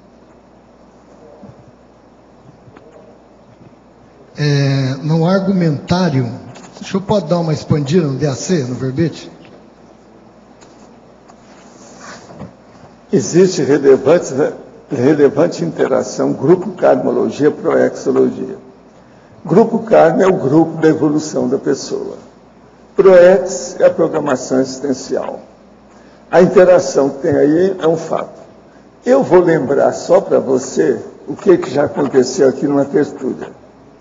A senhora, na hora de ir embora, que era a tertúlia da tarde, vira e fala assim: eu vou sentir muita saudade de vocês até amanhã. Não, mas raciocina sobre isso. Eu parei assim para escutar bem o que é que ela está falando. Como é que é? E ela repetiu: eu vou sentir muita saudade de vocês até amanhã. Agora veja, era a primeira viagem dela aqui. Ela sentiu da família consciencial dela. É o grupo karma. Agora, para mim, foi uma das minhas bonitas apreciações de grupo karma, de quem não conhecia nada aqui. A pessoa jejuna que acabou de chegar. Você não acha impressionante isso? Eu vou sentir muita saudade de vocês até amanhã. Ela não estava aqui, ela estava no hotel. Entende? Pensa nisso que você vai começar a entender o que não, é. Eu estou me atendo mais quando o senhor fala aqui nas quebras. Continuando aí, ó. As quebras, a pessoa que joga fora as suas companhias evolutivas, aquela que não liga para isso, é o processo cerebelar. A pessoa só cuida do corpo dela, não quer saber dos outros. Isso é cerebelo. Só soma, não pensa no mental soma. O senhor quer dizer quebra, quer dizer o pessoal que desgarrou do grupo karma, é isso que o senhor está querendo dizer? Não, ela despreza, menospreza, não se identifica corretamente, não se põe dentro, não se insere dentro dessa caravana evolutiva que ela pertence. Ela está, mas não está. São bobocas, está cheio de gente. Ela está, mas ao mesmo tempo não está. Agora existe aquela que custou descobrir qual é a sua família consciencial. Então ela fala: eu vou ter muita saudade de todos vocês até amanhã. Gente, aqui tinha sinceridade, não tinha jeito. Agora, o nível de reconhecimento, houve alguma coisa que mudou a vida da pessoa. Ela estava aí fazia uns 3 dias. Então, ela já tinha alguma noção. A primeira vez que tinha vindo aqui. E outra coisa, não fica pensando que era a pessoa que estava fazendo isso assim, não, é pessoa séria. Não está fazendo média, não. Então vamos pensar o que é o grupo evolutivo. Aí tem que ver esse processo que eu falo sobre as famílias. Sua família nuclear, a família profissional, a família, por exemplo, do problema, por exemplo, assim, os processos, por exemplo, desportivo da pessoa, ela tem uma família desportiva. os colegas com quem ela joga tênis ou futebol ou qualquer coisa. Agora, existe a família consciencial, a família evolutiva, aquela que interessa mais, que é a cosmoética, que é justamente essa que nós colocamos o dedo da ferida. É o que cria mais problema. É o grupo karma, o grupo evolutivo. E compõe a Max Proex, né? É. Que faz a Max Proex. Então a Proex é muito importante. E o estudo também do cérebro é muito importante, que é através dos 2 hemisférios cerebrais que nós vamos distinguir, fazer o discernimento entre o que presta e o que não presta. E não ficar só com boa vontade e boa intenção, mas ter noção, lucidez, maturidade, evolução, para saber escolher.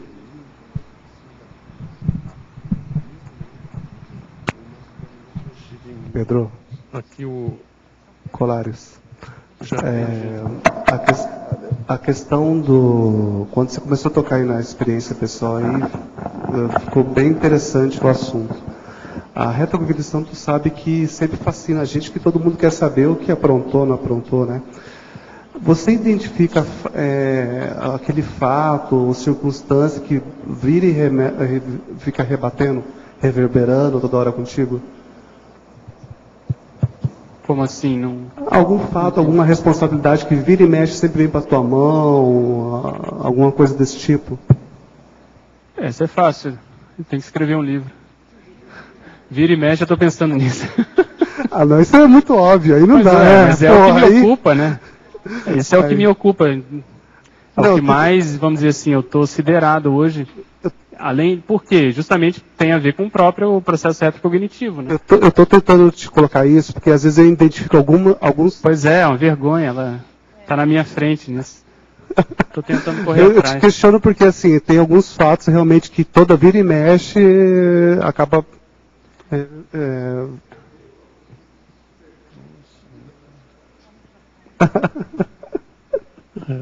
Tá joia. Então, é exatamente isso, Então tem em mim um exemplo, ou até um anti-exemplo, né, do que pode ser.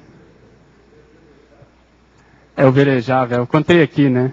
Como é que é? Que na minha adolescência eu passei muito tempo... Ah, você comentou de velejar, né? Velejando, praticando iatismo, né? Perdi muito tempo, Eu não entendi o que o professor falou. Eu não entendi o que o professor... Fala, Pedro. Mas é isso. Fala, professor. Então, nesse tribunal aqui, eu admito e tal, né?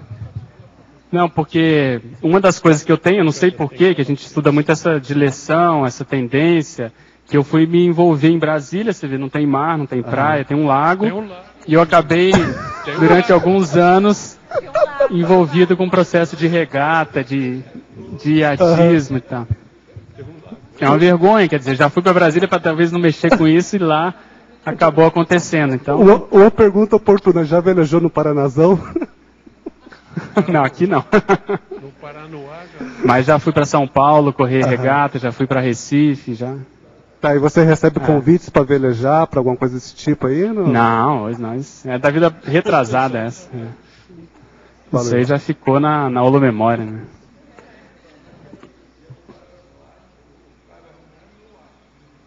Paranoá. Já eram...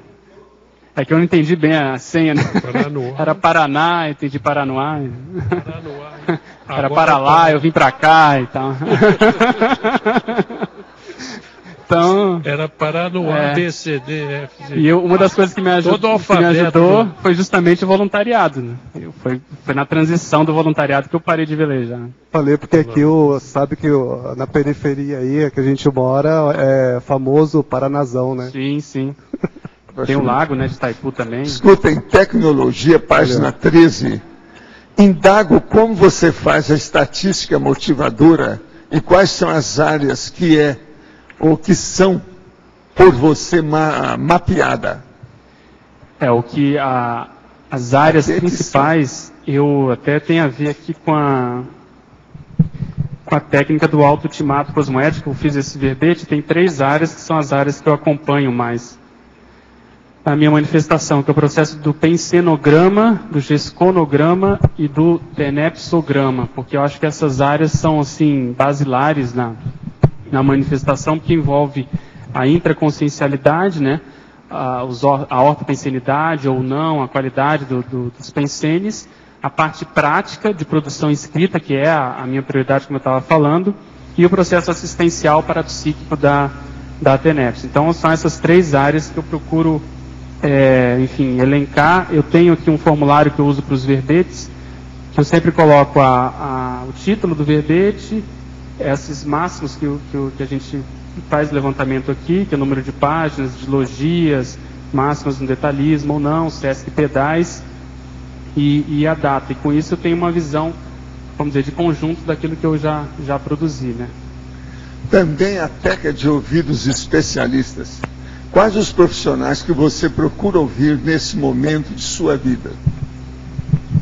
Vai depender da demanda, mas eu acho que, por exemplo, em determinados aspectos, quando houve essa revelação aí da personalidade consecutiva, eu fui até a Apex, ouvi lá os especialistas em PROEX, o que eles achavam dessa condição, o que era o mais prioritário, para eu poder justamente usar ou usufruir dessas sinapses mais, vamos dizer assim, especializadas mesmo. Eles têm mais experiência do que a gente.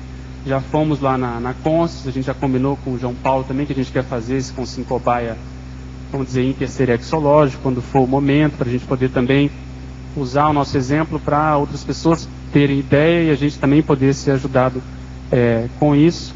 O ano que vem a gente está envolvido no curso da desperticidade, né, do programa de aceleração da despertologia ou da desperticidade, lá pelo Conselho de Epicons, em que a gente vai justamente assumir mais essa condição, ver o que falta, eu e outros colegas, para a gente poder chegar mais próximo da desperticidade. Isso envolve a Conscius também, envolve a própria OEC. Então, esses especialistas da CCCI é que eu acho que a gente tem que tirar mais partido, sem contar, obviamente, com os especialistas da verbetografia, que o tempo todo a gente está tirando partido, recebendo feedback, e eles estão nos ajudando aqui na hora da escrita dos verbetes. Então, na CCCI hoje já existem várias especializações, né, que a gente já pode tirar partido. Eu sou super favorável a pessoa a, vamos dizer, saber usar essas variáveis, essas instituições, essas pessoas que já têm mais experiência do que a gente nessas áreas, né?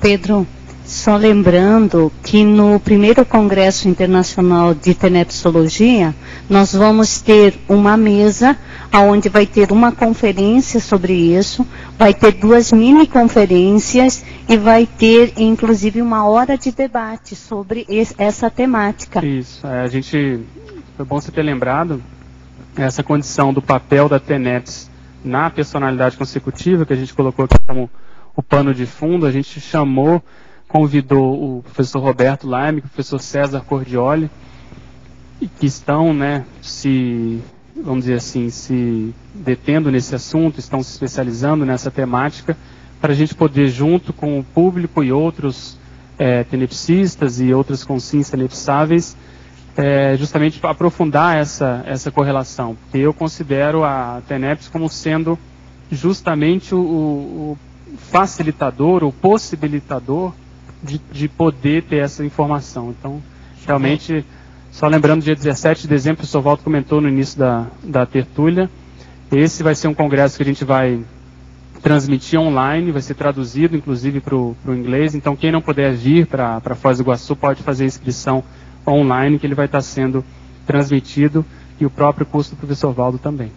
Senhor Valdo, algumas pessoas estiveram no complementar de manhã, no meu caso, e parece que o transmentor teve de manhã aí na mini tertúlia. O senhor pode falar alguma coisa a respeito, não?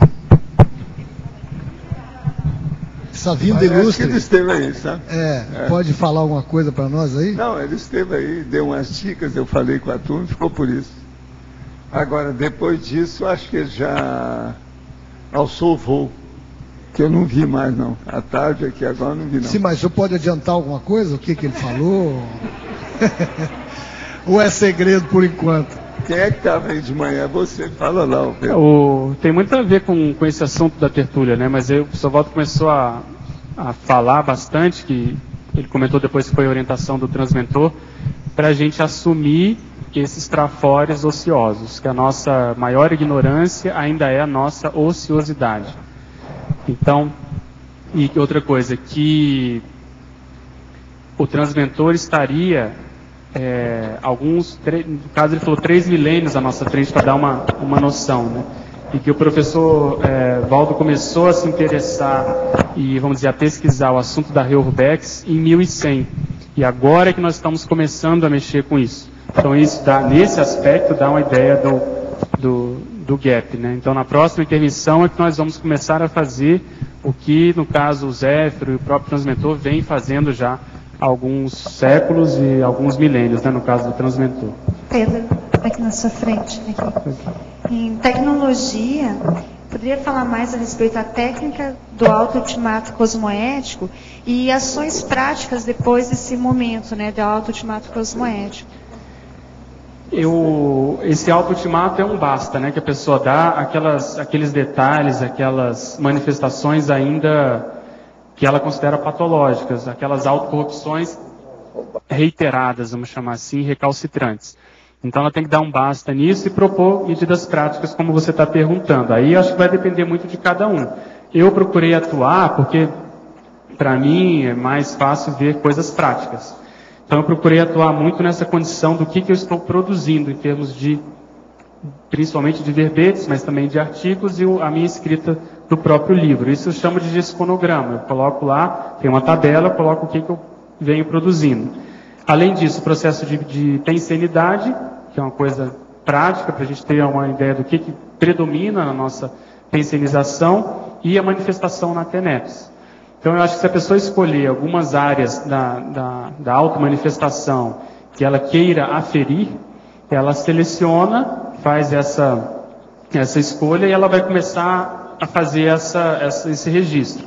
Com isso, ela vai ter um retrato de como está a manifestação e aí ela vai ver aonde que ela precisa colocar mais energia. Então, no meu caso, eu venho tentando intensificar os verbetes em função justamente disso, para tentar preencher esse gap, e agora já estou conseguindo me dedicar um pouco mais para o livro, porque tem vários outros fatores que às vezes não estavam facilitando. Então, estou conseguindo anular ou atenuar esses fatores para poder pegar mais na condição do livro, e assim por diante, entende? Mas eu acho que o princípio básico é a pessoa de fato querer mudar, querer assumir, querer melhorar, não se contentar com o que ela já vem fazendo e investir naquilo que ela acha que é o gap maior, aquilo que ela precisa ou que ela tem maior responsabilidade, né? Então isso tem muito a ver com o que foi falado de manhã, que a gente estava conversando aí com o Jorge, né, do processo ocioso, né? Aquilo que a pessoa às vezes já considera tão natural que está ocioso, ela poderia melhorar ainda mais. Fazendo uma analogia, ela tem um carro muito bom, mas ela não descobriu ainda as potencialidades daquele carro, que ele tem uma 6ª marcha, vamos supor, ela fica ainda na 3ª marcha, ela pode passar, pode levar mais pessoas nesse carro, enfim.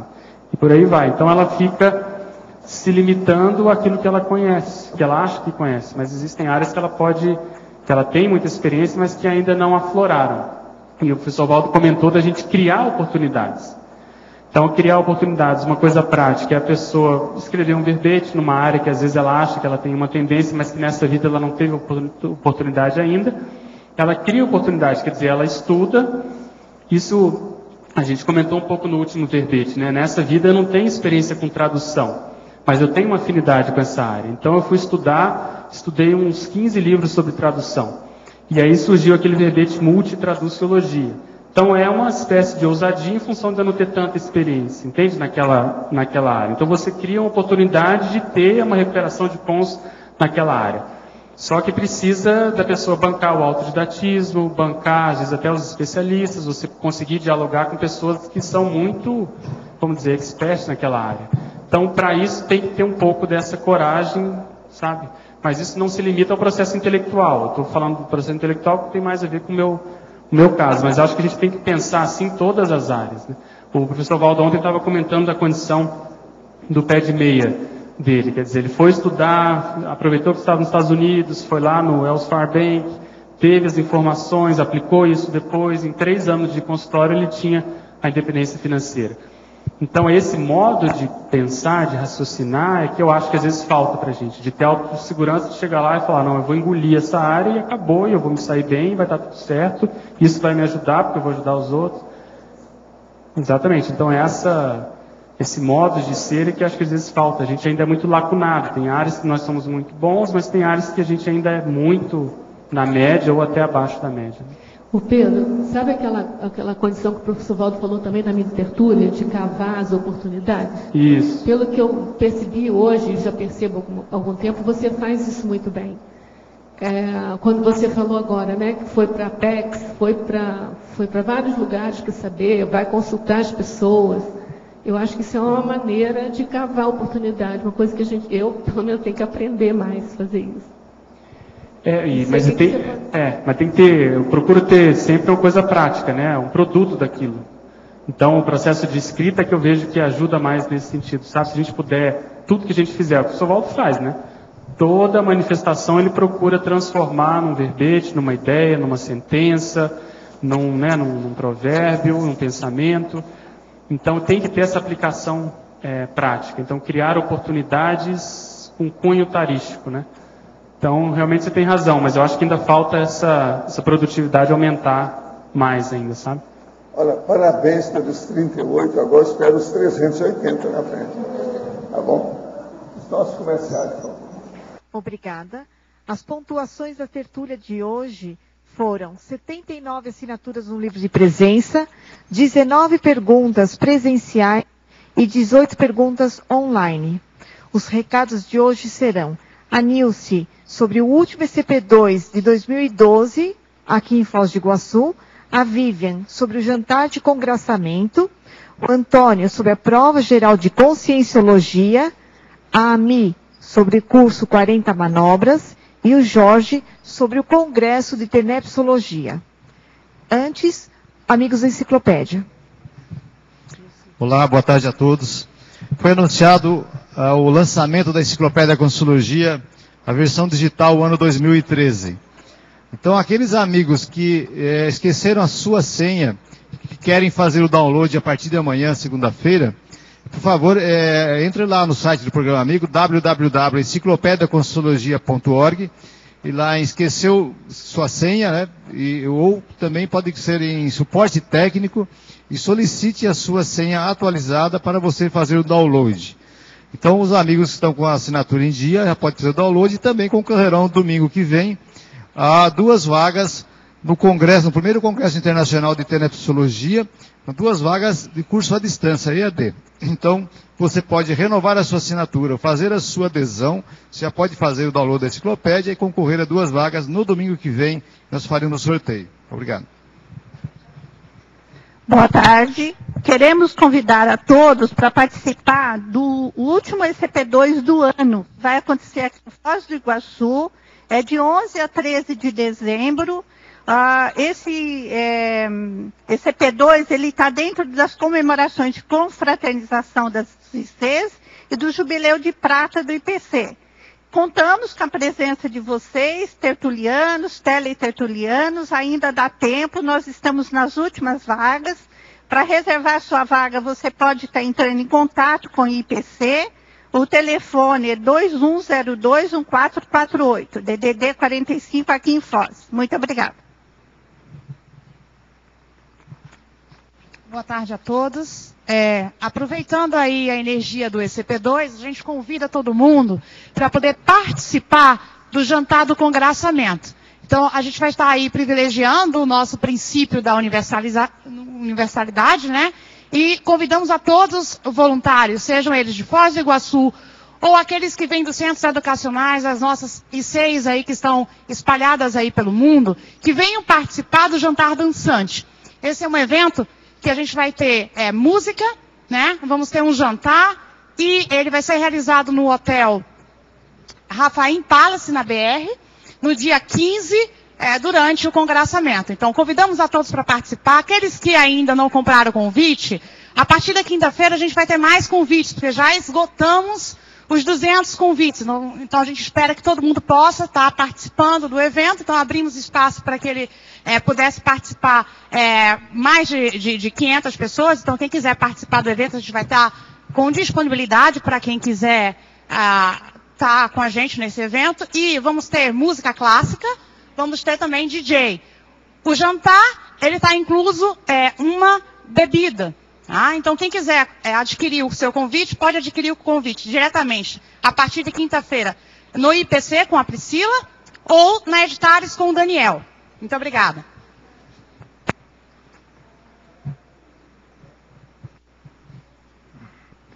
Boa tarde a todos. Nós queremos lembrar a realização da 7ª Prova Geral de Conscienciologia, domingo, dia 9 de dezembro, no Discernimento, de 8 às 12 horas. Ou seja, sem ser esse próximo domingo, no seguinte, de 8 às 12 horas no Discernimento. É uma excelente oportunidade para estudar a Conscienciologia e principalmente para avaliar o próprio conhecimento sobre a Conscienciologia. Nós temos já confirmados 10 localidades, além de Foz do Iguaçu. Então, confirmaram já São Paulo, Brasília, Porto Velho, Campo Grande, Fortaleza, Rio de Janeiro, Curitiba, Salvador, Porto Alegre e Manaus. Então, é o maior número lá de localidades que a gente já conseguiu na prova de Conscienciologia. E aqui em Foz, 100 pessoas já assinaram ali a lista de presença na entrada aqui do tertuliário. Então, fica o convite.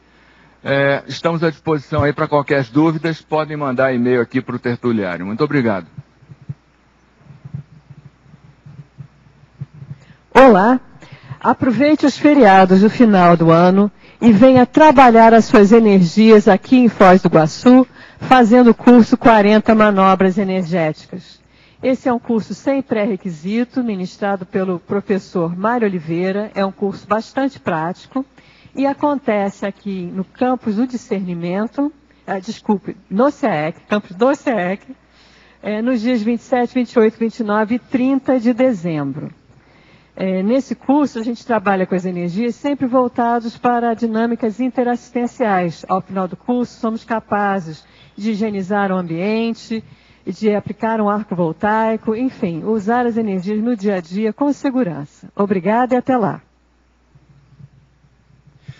Boa tarde. O CAEC convida a todos aqueles que desejam iniciar a TENEPS ou já são praticantes, porém não poderão vir a Foz no primeiro Congresso Internacional de Tenepsologia, que façam suas inscrições para este ano, pois serão transmitidos via EAD todas as palestras deste evento. Essa transmissão ocorrerá pela primeira vez, inclusive com transmissão instantânea em inglês, pela internet. São diversas pesquisas, todas ligadas à TENEPS. Um evento imperdível, que ocorrerá de 17 a 20 de dezembro. Os valores são R$ 240 à vista ou 3 parcelas de R$ 90. As inscrições podem ser feitas no CAEC pelo número 45 3525 2652 ou pelo e-mail caec@caec.org. Vamos qualificar as nossas TENEPS.